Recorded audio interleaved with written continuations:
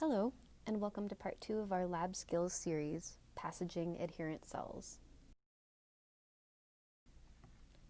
Brought to you by California North State University College of Pharmacy.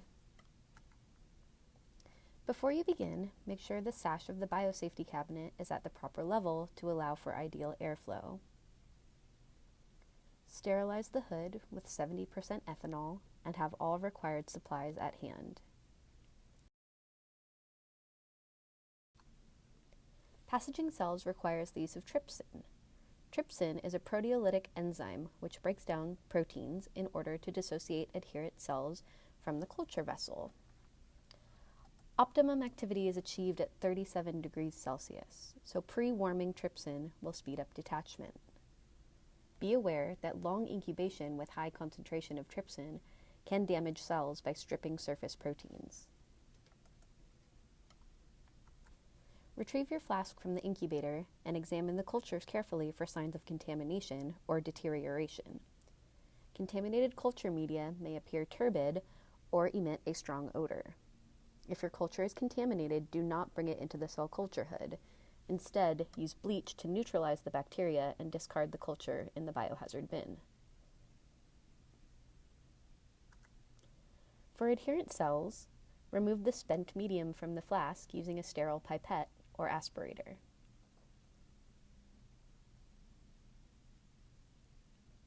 Try not to scratch the bottom of the flask, as this is where the cells are adhered.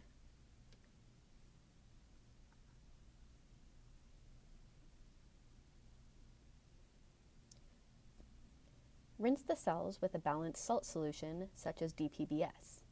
Make sure to use a salt solution without calcium or magnesium, as these may inhibit your cell dissociation reagent.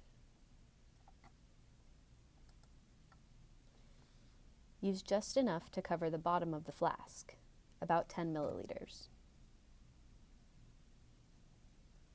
After rinsing the cells, remove the salt solution.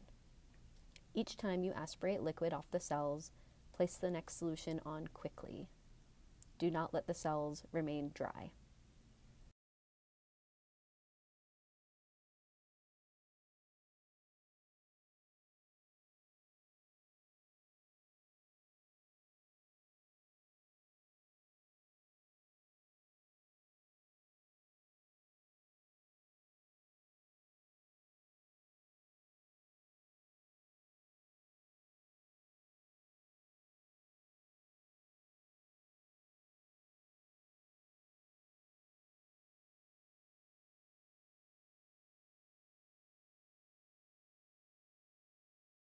Add your cell dissociation reagent to remove cells from the plate.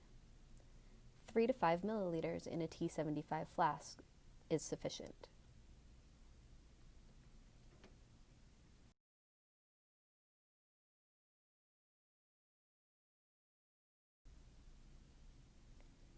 Make sure the solution completely covers the cells by rocking the flask gently back and forth. Tightly cap your flask with your dissociation reagent still inside and place it into the incubator for 3 minutes to allow for the cells to release from the flask. After 3 minutes, use a microscope to confirm the cells have released from the flask. They will start to appear round as they release from the substrate and will move or slide when the flask is tilted. Complete dissociation is necessary. If you can still see many attached cells, incubate for another minute. You may also gently tap the side of the flask to encourage dissociation. Add a volume of pre-warmed medium equal to the amount of trypsin you used. You may choose to manually break up lingering clumps by repeatedly pipetting warmed media over them. A single cell suspension is important to achieve an accurate cell count. Transfer the cell suspension to a conical tube. Label your tube clearly with your name, the date, the cell type, and the passage number, if available.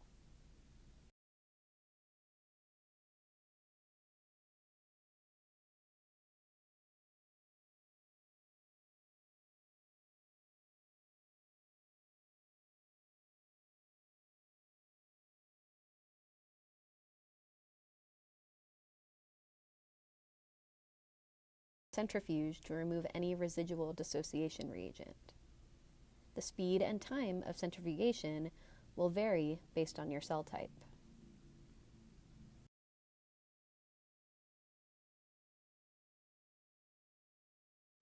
After centrifugation, you should have a well-formed pellet.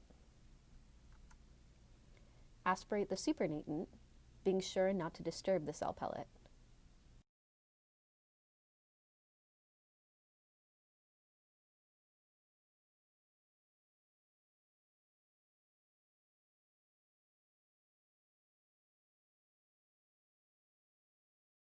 Resuspend the pellet in 1 milliliter of media using the P1000.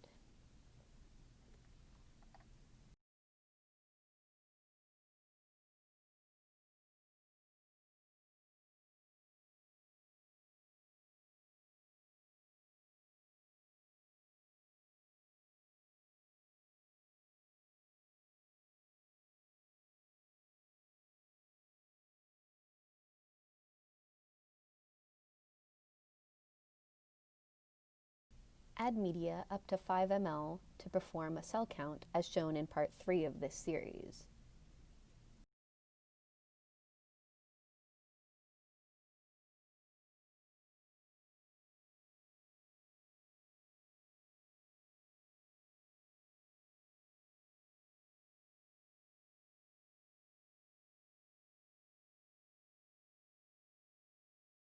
To reiterate, briefly, you will mix 10 microliters of your sample with 10 microliters of trypan blue. Add this mixture onto the hemocytometer and count the total cells in the field. Based on your cell count, determine how much of the cell suspension to use to obtain an optimal seeding density.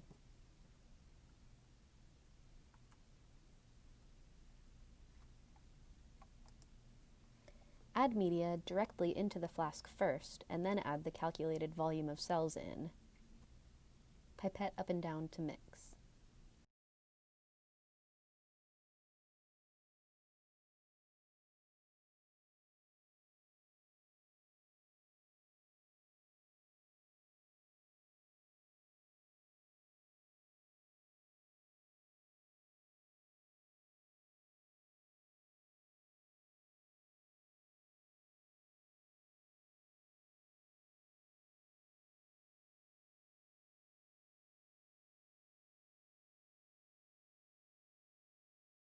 Your cell suspension may have settled during counting, so remember to gently pipette up and down to make sure there's a single cell suspension.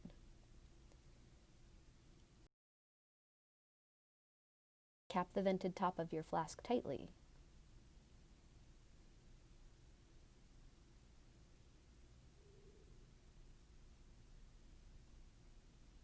To ensure homogeneity, be sure to rock the flask gently in all directions. Label the flask clearly with your initials, the date, cell type, and passage number if available.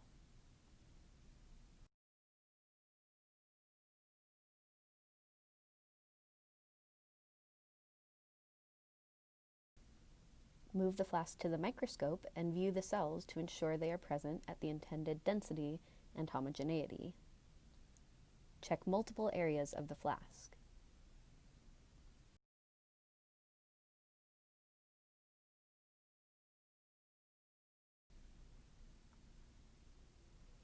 Move the flask carefully to the incubator.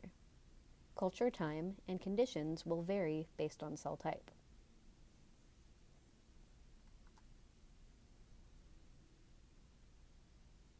Thank you so much for watching. We hope this has been helpful.